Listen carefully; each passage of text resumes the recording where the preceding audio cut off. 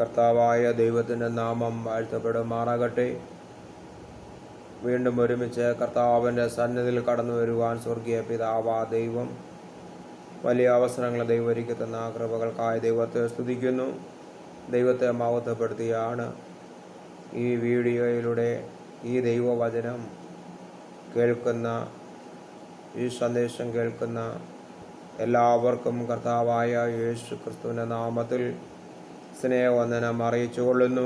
ഈ വചനം നമ്മുടെ ഓരോരുത്തരുടെയും ജീവിതത്തിൽ വലിയ അനുഗ്രഹമായി മാറട്ടെ എന്ന് കർത്താവിൽ പ്രാർത്ഥിക്കുന്നു. സങ്കീർത്തനം 9-ാം സങ്കീർത്തനം അതിൻ്റെ 1-ാം വാക്യം 1ഉം 2ഉം. ഞാൻ പൂർണ്ണ ഹൃദയത്തോടെ യഹോവയെ സ്തുതിക്കും, നിന്റെ അത്ഭുതങ്ങളെ ഞാൻ വർണ്ണിക്കും.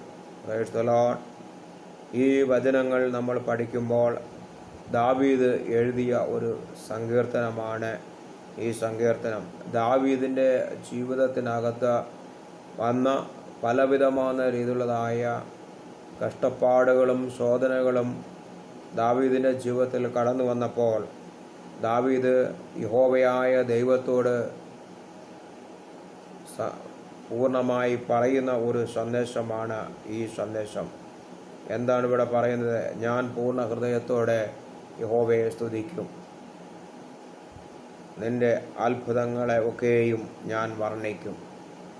ഞാൻ പൂർണ്ണ ഹൃദയത്തോടെ യഹോവയായ ദൈവത്തെ സേവിക്കുമെന്ന് പറയുമ്പോൾ ദാവീദിൻ്റെ ജീവിതത്തിൽ അനേകമാന പ്രതിസന്ധികൾ കടന്നു വന്നപ്പോൾ യഹോവയായ ദൈവം ദാവീദിനെ രക്ഷിക്കുവാനും കാക്കുവാനും പരിപാലിക്കുവാനും യഹോവയായ ദൈവം വിശ്വസ്തനായ ദൈവമാണ്.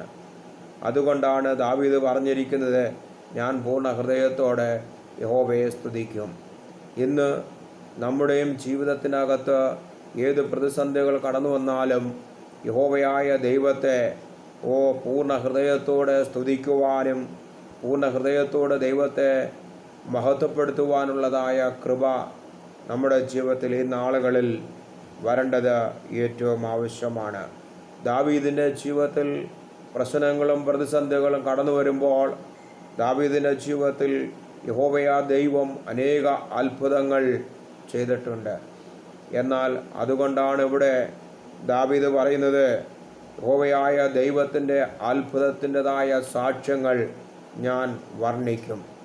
ഇന്നും നമ്മുടെ ജീവിതത്തിനകത്ത് പലവിധമായ പ്രതിസന്ധികൾ കടന്നു വരുമ്പോൾ യഹോവയായ ദൈവത്തെ നമ്മൾ പൂർണ്ണ ഹൃദയത്തോടെ ദൈവത്തെ സ്തുതിക്കുകയും ദൈവത്തെ മഹത്വപ്പെടുത്തേണ്ടത് ഏറ്റവും ആവശ്യമാണ്.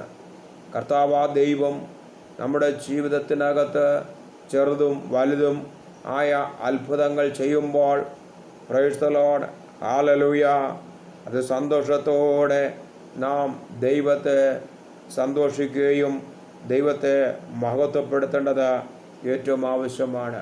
ഇവിടെയാണ് കർത്താവായ ദൈവം നമ്മളെ അനുഗ്രഹിക്കുന്നത്. ഹല്ലേലൂയ, വർണ്ണിക്കുകയും ഞാൻ നിന്നിൽ സന്തോഷിച്ച് ഉല്ലസിക്കും. അപ്പോൾ കർത്താവായ ദൈവം നമ്മുടെ ജീവിതത്തിൽ ചെയ്യുന്ന അത്ഭുതങ്ങളെ ഓർത്തുകൊണ്ട് ദൈവത്തിൽ സന്തോഷമുള്ളവരായി നമ്മൾ മുമ്പോട്ട് പോകണം. അങ്ങനെ ആകുമ്പോൾ കർത്താവായ ദൈവത്തിൻ്റെ അനുഗ്രഹങ്ങൾ നമ്മുടെ മേൽ പകരുവാനിടയായിത്തീരും. Praise the Lord, hallelujah.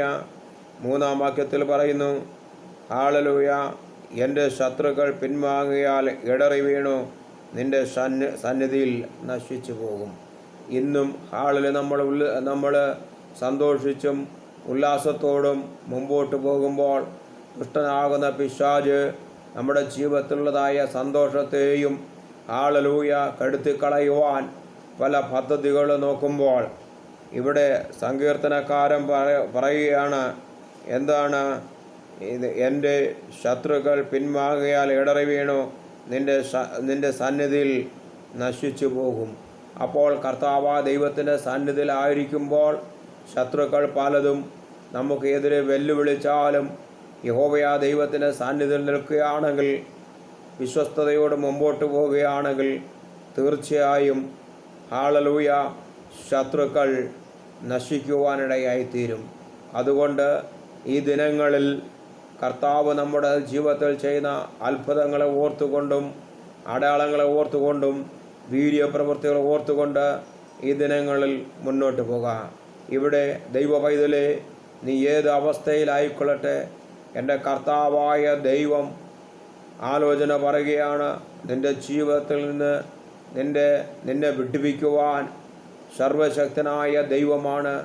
അതുകൊണ്ട് യഹോവയായ ദൈവത്തിൻ്റെ സുരക്ഷതയിൽ നീ ആയിരിക്കണമെന്ന് കർത്താവിൻ്റെ ആത്മാവ് ഇന്ന് പകല് വിളിച്ചു പറയുന്നു. ഈ തിരുവചനങ്ങളാൽ കർത്താവാ ദൈവം നമ്മളെ ഓരോരുത്തരെയും ധാരാളമായി അനുഗ്രഹിക്കുമാറാകട്ടെ. ആമേൻ, ആമേൻ, ആമേൻ. സ്തോത്രം.